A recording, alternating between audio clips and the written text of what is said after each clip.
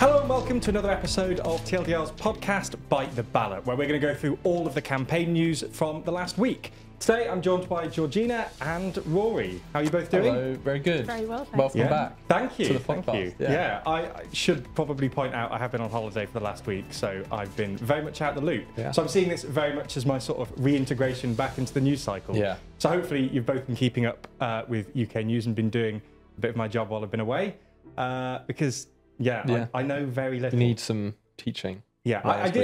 You know, I've seen some things on Twitter. Is basically the extent of it. Yeah. So we'll see. We'll see if I've missed anything big. So before we start, though, I should probably point out that we're doing a magazine all about the UK election and a whole host of other elections in the next month and other global news. So if you're interested in that, there'll be a link in the description. It's genuinely a really interesting product, and you know, the writers get to write about some stuff they don't normally write about, and in a very different format. There's a lot of design gone into it. Yeah. Jan's put a lot of work into this. So if you are interested, check it out below. And there's a subscription as well. Discount code in the description as well. There's a discount code and you're able to subscribe. I think we're doing them every 3 months. So if you subscribe, you get a bit of a discount if you do it that way. Yeah. Anyway, shall we crack on?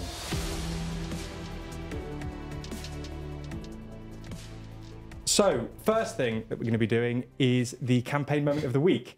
Now, I don't have too much to offer here. I haven't really seen too much, but what's been happening this week?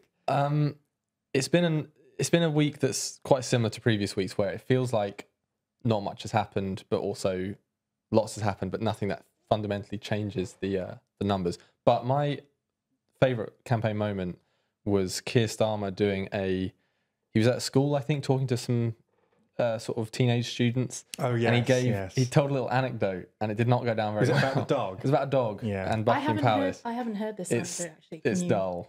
Well, Give me a rundown. Well, he started it by saying, he sort of chuckled and said, "You'll enjoy this, children." Yeah, this is I'll just briefly tell you this. You'll find this funny, children. So, which is always a bad sign. That's the direct quote as well. It's not like paraphrasing. He said the words, "You'll enjoy this. You'll find this funny, children," or something like that. I think it was when he said, "You'll find this funny, children."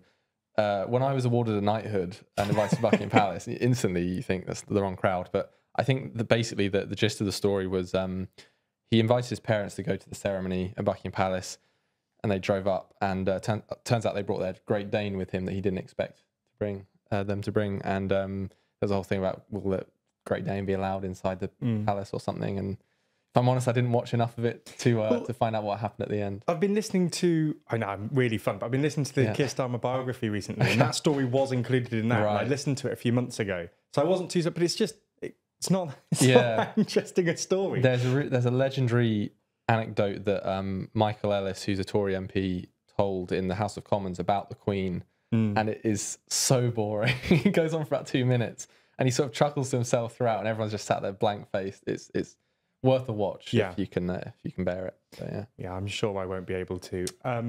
Georgina, have you seen anything over the last week? Anything of note? Nothing particularly dramatic in comparison to the first few weeks of the campaign, I think. But I think my campaign moment of the week, it's not really a moment, but it's more a nice piece of journalism. But Keir Starmer did a lunch with the FT, which is when they invite someone out for an interview, sit down in a breakfast restaurant or a cafe or whatever, and just speak to them for a couple of hours. And it was a really nicely written profile that I think gave an image of the Keir Starmer that you don't see when he's up talking in front of a crowd and can be a bit stiff sometimes. And I was just kind of also surprised by the reaction of the FT commenters, who are normally very, they will speak their mind and they will say what they think about politicians, which is often quite negative. And they thought that Keir Starmer did come across as a lot more well-rounded and a lot more human, essentially, in that piece. And I would recommend it for a read for people, just to kind of get the more human picture of him. He's been doing quite a few of those recently. He's been doing a lot of these sort of like sit-downs with different papers. I think he's really trying to court the media and do a sort of like, maybe not to the same extent as Tony Blair in '97, but something like that. I think he knows that he needs the media on side. I think he's also slightly worried that the more polls show him to be as ahead as he is, the more people might feel that they don't need to go out and vote. So trying to like reinforce this positive image of himself within the media is probably like a way of trying to get people a bit more enthused about him, so they do actually, tick the Labour box on voting day. It's all well and good, all these polls saying they're this far ahead, a week out. But there is only one poll that matters. So yeah, we'll see how that goes. I do like the dog story is just brilliant. Yeah. I mean, it's ridiculous that it's that he thought that was an interesting one to tell. But yeah.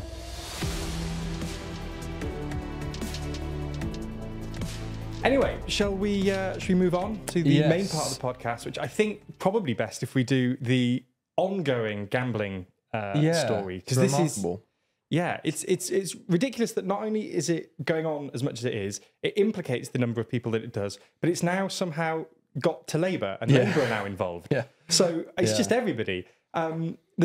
There's a scene in one of the last series of The Thick of It where they sort of open inquiry into leaking, and it's like, you might as well open inquiry into gravity itself. Yeah. And it sort of feels like that, because from what I've seen, quite a lot of politicians, especially when they're running, do put a few quid on here and there. Yeah. And it feels like Starmer suspending, I forget the name of the MP, but Starmer suspending. I think he was a candidate rather than a candidate. MP, sorry, suspending a candidate could really backfire. I think that's a really, really bold move. Yeah. So I think there's a fundamental difference between the types of betting that was at the core of this scandal, which was people inside number 10 with knowledge of when the election was going to be called, placing a bet on there being a July election, which is effectively, insider trading in a gambling sense.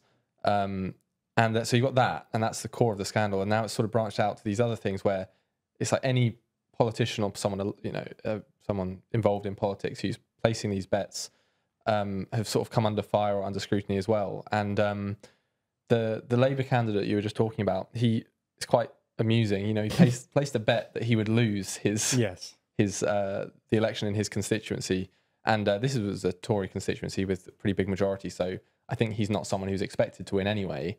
And you can kind of imagine the mindset of someone in that situation where they think, well, look, I'm going to lose, but if I win, that's great. Yeah. But if I lose as expected, at least I'll get a bit of money from it. There's something very British about that mindset. Very self-deprecating.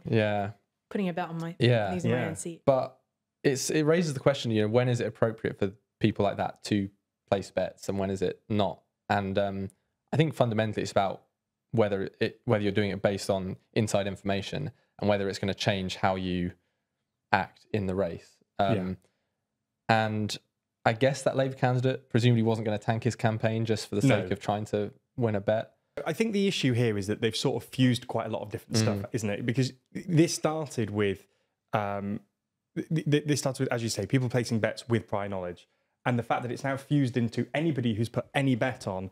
This is where I think it really could backfire. I think you've got, as you say, Georgina, it's a very British thing, very British mindset to have, to sort of like place a bet on something you don't really want to happen, so that no matter what happens, it's a positive outcome, right? Yeah. So now if the Gambling Commission starts looking into other individuals, other candidates that have placed bets on either, against them winning, and under the premise that they might act differently, which they obviously wouldn't, if it's a small amount of money, no one's going to tank the campaign for like a tenner, like that's insane.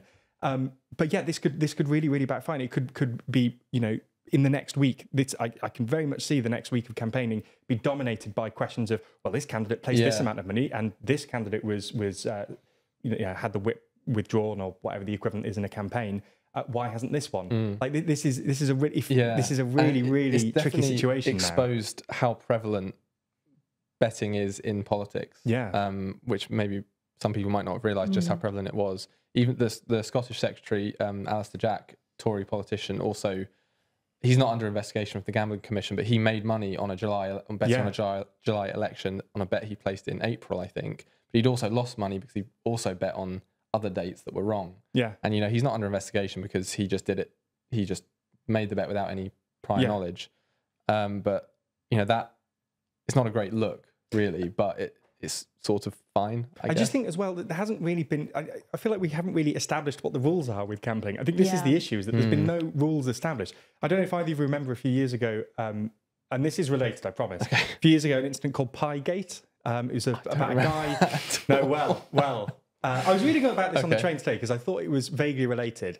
There was an incident where there was a football player from a very sort of low down team. I can't remember which one.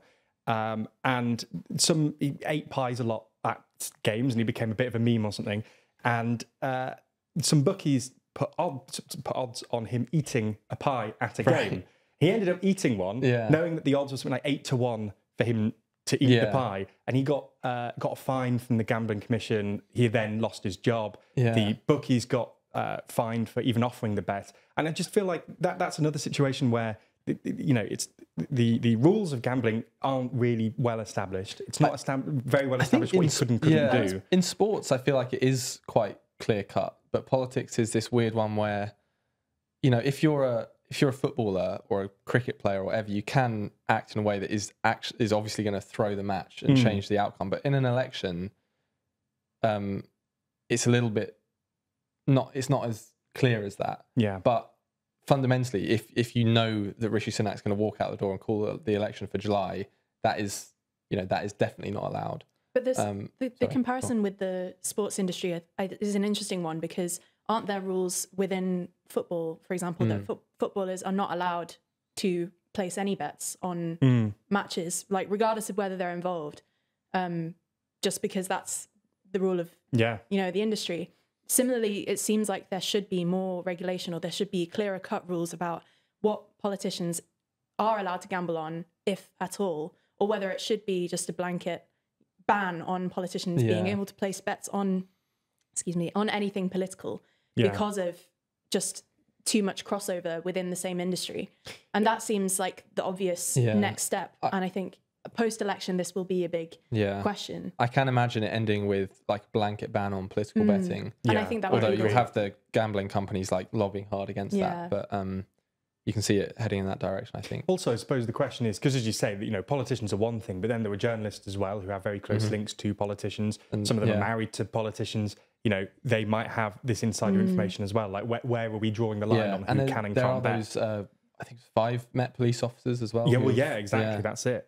But no, I just feel like this was, as a scandal, I feel like this was handled quite badly by the Conservatives. Yet again, they're just not learning the lessons from getting on top of something early. Like, they've let this rattle on. They've let this burn, and it's dominating headlines again. It's become another blunder from Sunak and another thing that's sort of hurting polling.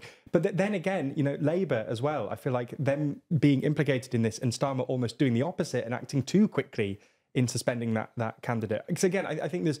as we've already discussed, is sort of a more interesting case, because you can see the logic of him placing the bet against him, and Starmer acting so quickly. I can see this sort of backfiring in the next week. So I think they've both sort of come at this, both the Tories and Labour have come at this from looked at this from different perspectives. One of them has acted too quickly, one of them hasn't acted quickly enough, and it's really hurting both of them. It's a really tricky scandal to navigate. But we'll see how things happen. Yeah. I don't know if I would agree that Starmer has acted too quickly with the Labour candidate. I think because it's fundamentally about professionalism, and Starmer, has tried to redesign his Labour Party to be very professional and in the kind of most clinical sense, and purge it of any dissonance from any angle, regardless of what the disagreement might be or the issue. We've seen it with Labour politicians speaking out about Gaza, other examples of things where Starmer has just, taken a very hard line and just washed someone out. And I think in this instance, again, the idea of a politician, even if, it's a bit of a joke or it's not that serious, because as Rory said, he's not going to tank his own campaign to win a couple of quid. It's the idea of treating something kind of flippantly that should, matter to thousands of constituents who are going to vote for who they want to represent them. And that's the issue. And, from Starmer's point of view, that doesn't reflect the Labour Party that he wants to lead forward. So we have to take a hard line and say this was treating something seriously that shouldn't be treated with. I can certainly see that logic. And I think that may well... I think there is still a way that works for him. I think my concern about this in the next week is how many other candidates, Labour candidates, it turns out have placed small bets on them. Because as I've seen some journalists suggest, this is quite widespread. And if it turns out that a huge number of Labour candidates have placed bets, then that raises a whole host of questions as like exactly where that line is. Whereas if he took a little bit more time and like stepped back and looked at it more broadly and came up with some sort of like, some line that he could draw, then I think that might work slightly better. Just because then you know, the concern is that in a few days it comes out that tens, you know, dozens of candidates have done this. And then what does he do? Is he going to suspend dozens and dozens of Labour candidates this close to an election? Like, that's a really bad look. Or is he not going to? And then it looks hypocritical that he suspended one. This is the thing that I think is difficult, because when it was just a scandal sort of coming out of the Conservatives, Keir Starmer was very quick to be like, you know, they have no integrity. They haven't acted to suspend these people. If this happened in my party, I'd absolutely do it. And then even though the situation is slightly different with this Labour candidate, if he stands up there and says, well, hang on, it's actually a little bit different, that's still not a good look, is it? There's sort of no way he could not suspend that candidate based on what he said about the Conservatives. But I do wonder, you know, this feels like it is a big story that has had a lot of cut through, but the things we've seen with the polling during this campaign is just nothing seems to change the fundamentals, and it sort of feels like a separate story to the polling and the actual election. But I don't know. I guess if it keeps blowing up over the next week or so, that could change. Yeah, well, we'll have to keep an eye on it, see if this does rattle on. Yeah. My instinct is that it will. But do you want to place a bet on that? Or, yeah. I really don't want to be cancelled, Rory. I'm not, you know. Yeah. Okay, so we'll move on now and we'll talk about another party that has actually been doing relatively well in the last few weeks, which is Reform UK. So they sort of came into the campaign. Nigel Farage said he wouldn't get involved. He then U-turned and decided that he would. And their polling has only really gone upwards since. You know, they've now got to the point where they're nearly level. Well, they are level in some polls and even exceeding the Tories. It's likely that Nigel Farage will win his Clacton seat. They might even win a couple of others, according to some MRP polls. We'll have to wait until next week to see. But Farage has actually had, in the last week, a bit of a gaffe himself. In an interview with Panorama, he spoke about the war in Ukraine and Putin's decision to do so. And he's come across as mildly sort of sympathetic to Putin's sort of side of things. So, Rory, do you want to give a little bit of background on this? Yeah, so as you said, it was a Panorama interview last week, and I think it's interesting because it's one of the first times, like Nigel Farage has had a lot of airtime over the last few years, but it feels like one of the first times where he's properly been pressed on things. Yeah. And it's interesting to see that he does stumble when pressed, and it could be a sign of things to come. But so they were talking about Ukraine, and Nigel Farage effectively said that the West had sort of provoked Putin's invasion of Ukraine because of the eastward expansion of NATO and the European Union. And to be clear, he also said that, you know, it was Putin's decision to actually invade, and, you know, Putin is responsible, but he justified his invasion based on the West provoking him, and Nigel Farage said, "I've been warning the West about the West doing this for years." But it really blew up, and to the point where I think even President Zelensky's spokesperson sort of castigated Farage for it, which is not a good look in an election campaign in a country where support for Ukraine is really high.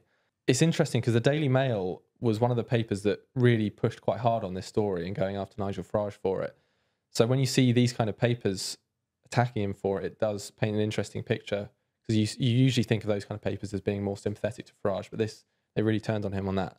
And Nigel Farage has been pushing back on this, claiming there's all sorts of misquotes and misunderstandings about what he's saying. But the first few polls that have come out since those comments suggest that Reform has started to dip a bit in the polls, just a few points.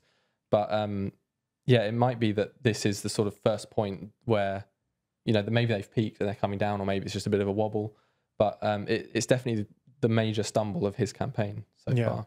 Georgina, do you think that this is going to sort of resonate with voters in the UK? Do you think this is an issue that's really going to sort of hurt Farage? Not particularly. I think, as Rory said earlier, there's not been many moments in the campaign thus far that have really seen any party's polling really drop.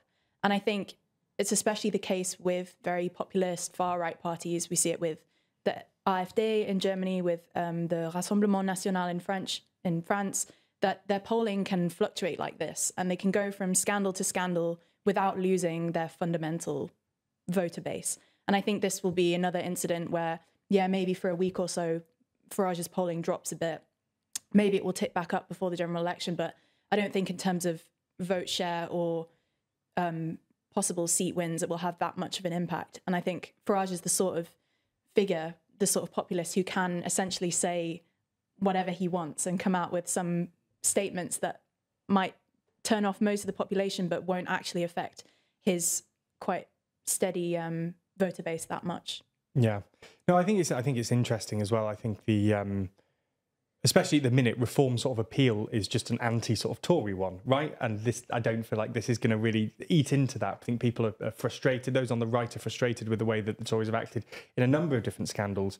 And as you say, their polling might have dipped by a couple, but I sort of agree that it's likely, we'll see this dip this week. Next week, it'll go right back up. He just is that I completely agree. He just is that populist figure that, things just sort of bounce off him, and it just doesn't make too much of a difference.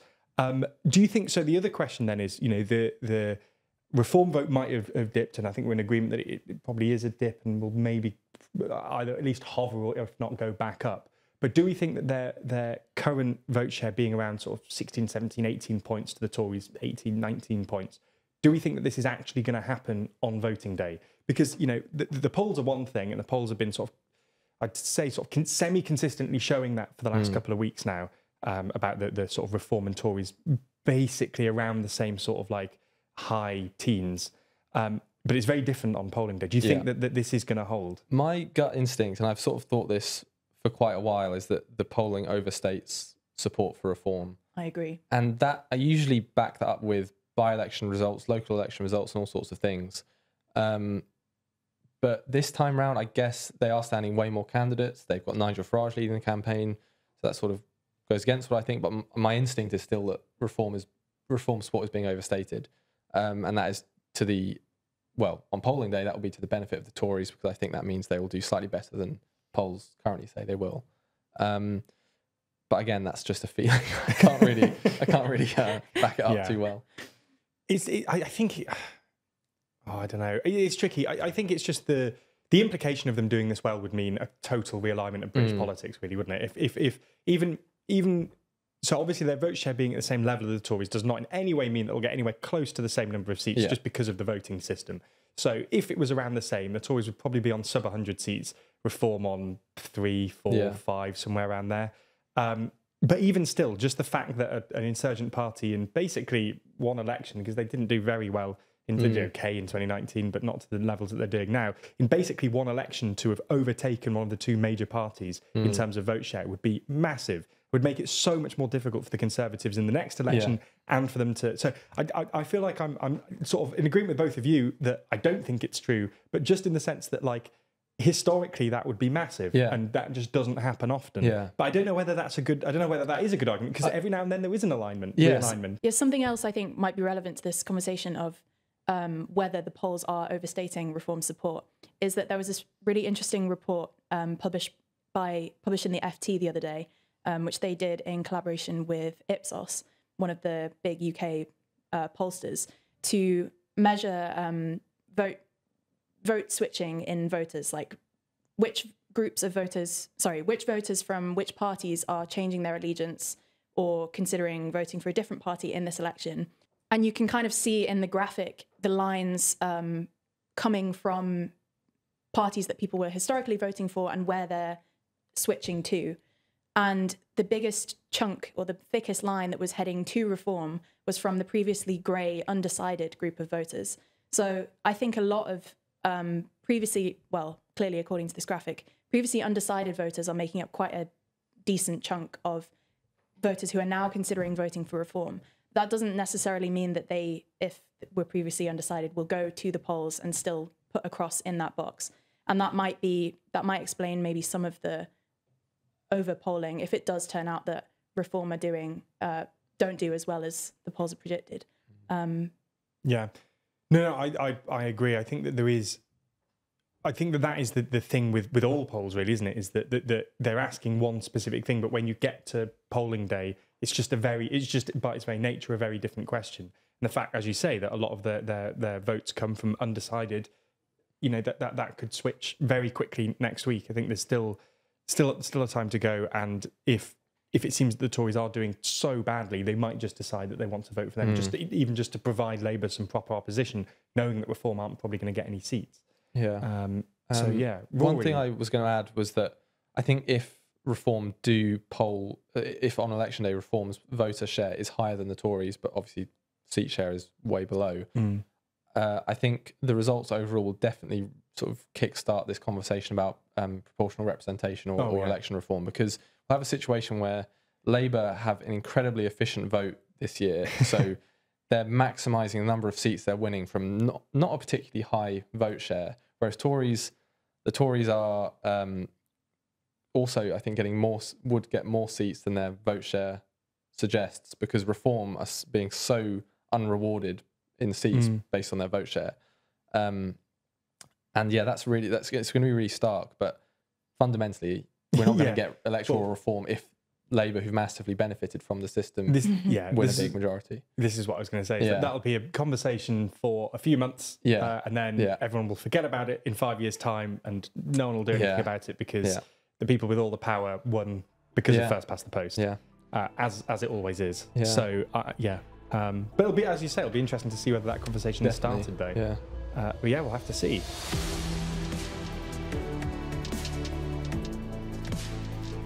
Okay, so let's move on to small parties, and we've already discussed Reform quite a lot. So let's discuss a different party and the Lib Dems. So Georgina, tactical voting. What is there to do? What is there to discuss here? What is there to say here? Yeah, exactly. Well, again, going back to the FT. Always comes back to the FT.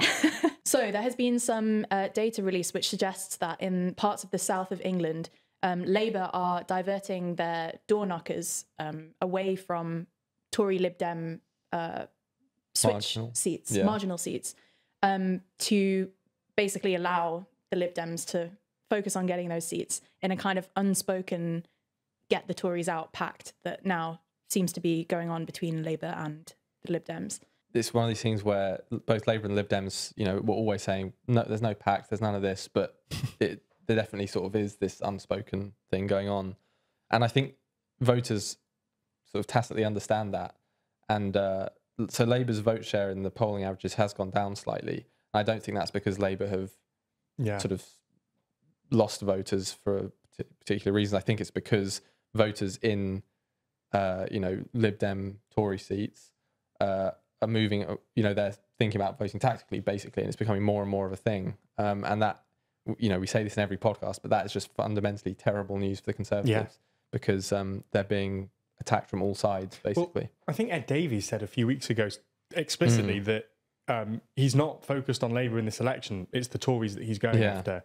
And so from the Lib Dem side, it's been sort of unambiguous for weeks now, if not longer, that they're not going after Labour. So it sort of makes sense for Labour to sort of reciprocate. Plus, Labour again, we've sort of had this whole thing about the polls and maybe them not being accurate, but like they're definitely accurate to the extent that Labour are almost certainly going to get quite a large majority here. So like it just doesn't make any sense really for Labour to waste their resources trying to get rid of Lib Dems. It's there's also a scenario, an unlikely scenario, but a scenario nonetheless that we've discussed on the UK channel quite a lot, that if the Tories do badly enough, there is a world in which the Lib Dems are the opposition, which I'm sure Labour would be very, very happy with. Realigning politics in this country to be, you either got the sort of left-wing Labour Party or the sort of centrist, sort of centre-left, sometimes centre-right Lib Dems instead of the Tories. Like, I'm sure both the Lib Dems and Labour would quite like that. So it does seem in both of their interests, really, to go along with this.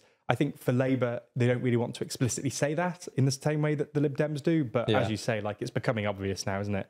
I think it is a useful thing. I mean, as well, the other reason they won't say this is in '97, Blair, I think he said, or he had conversations behind closed doors about possibly doing something with the Lib Dems if he didn't win a huge majority. And then he ended up winning a huge majority and didn't need to in the end. So there's always been talks, even when there are, big majorities on the way, about cooperation between the two. So it's not too different there.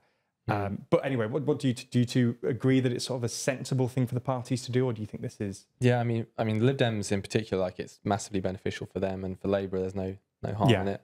I think if we do get this massive realignment with Lib Dems as the opposition or something, I wonder if then we'll start to get like proper Labour versus Lib Dem fighting. Like, is that what happens after that? Because that's kind of strange, because we just don't really get that now. But that would be an interesting. I mean, if they're the opposition, you'd hope so, wouldn't you? Yeah. But would they then? But they'd control such different parts of the country that do they then start competing in those seats again, or are the Tories? I don't know. I don't know what happens. Basically, it would be a big realignment. But yeah, for both parties, definitely a electorally sensible thing to do, I think. Yeah. One other thing we haven't talked about yet is that there's also some polling data suggests that in some previously very Tory stronghold seats in the London commuter belt, the electorate is considering not only not voting for the Tories, but not to vote for the Lib Dems, but actually to switch to Labour. So there's also in some seats in the southeast and around London a Tory Labour kind of battle going on. And part of this is, I think, that in those parts of very affluent areas around London where educated, slightly more liberal graduates will move after a few years, maybe in the capital, they are also expecting, they would expect a Tory party that's more centrist and more kind of David Cameron style, very pragmatic, global kind of thinking. And instead, they've now got the remnants of, Boris Johnson's something very, very populist. Different. Yeah, and that's then, leading a lot of people in those constituencies to consider voting for Labour when perhaps never in their lives they would have considered it before. There have been some quotes from Tory MPs who have said, the troubles they've had in their constituencies are because of demographic change. People maybe moving out of the city into the belts around London, and that might be a fair analysis. But that's not. You can't just sort of write off your life and say, well, it's demographic change. Like you have to adapt to that. Yeah. You can't just say, well, that's not fair. People move around, don't they? But yeah. Well, it'll be interesting to see how it all happens in the next week. I can't believe it's so close. I was going to say, I've said that a couple of times now, and it still hasn't sort of quite sunk in. I sent off my postal ballot yesterday. Saw, yeah. Very exciting. Yeah, very exciting. How did it feel? It felt good. Yeah. I'm hoping to have the same feeling next week. Yeah. But it feels so. Yeah, it still feels so far away, but a lot can happen in a week. Yeah.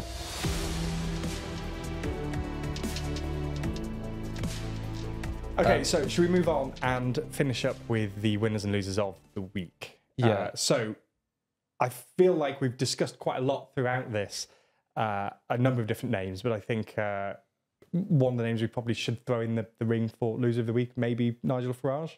Yeah, I think that's probably fair. I think he was one of our winners of the week a few weeks ago, so he's had a big fall from grace. Yeah. But yeah, for all the reasons we spoke about, basically, I think so that's a very quick one. We can move on from that. Yeah. Any winners? Anyone who's doing well at the minute? Well, we don't want to say Keir Starmer, but how about, based on the tactical voting things, Ed Davey? Ed Davey. He's continuing to have a fun campaign as well. I feel like we've had Ed Davey before as well. Yeah. But I think he has toned down the silliness as well now that we're approaching actual ballot box time. Yeah, I have still seen gimmicks of his though. Yeah, wasn't he doing some dancing in the garden? For them, Ben. Yeah, I do. He was doing CPR today though. Dude, that was the CPR, other one. CPR, which is that's more serious. That's important. Ben, I this agree. is important. No, this one is. I agree. This one is. Falling to Lake Windermere, not so much. Yeah, he starts strong though. I think they're just running out of activities. Yeah, I thought he was going to do the Red Bull soapbox race or something the other week. We've still got. He was, for a very brief moment, he had about 2 or 3 days in a row where he was going for like political metaphors. Yeah, and he seems to have. Has he run out or has he done them all? Yeah, because you've got the blue wall and that's basically had a big swing, didn't he? Oh yeah, true. Yeah. He had a Tory total wipeout. He did. He did. Yeah, that's another one. I feel like there's more that he could do. In fact, I'm pretty sure he's going to do some more in the next week. Better get on the line. Yeah, I'll be suggesting ramp some. Ramp it up in the next few days. Yeah. Give us something to discuss next week. Yeah.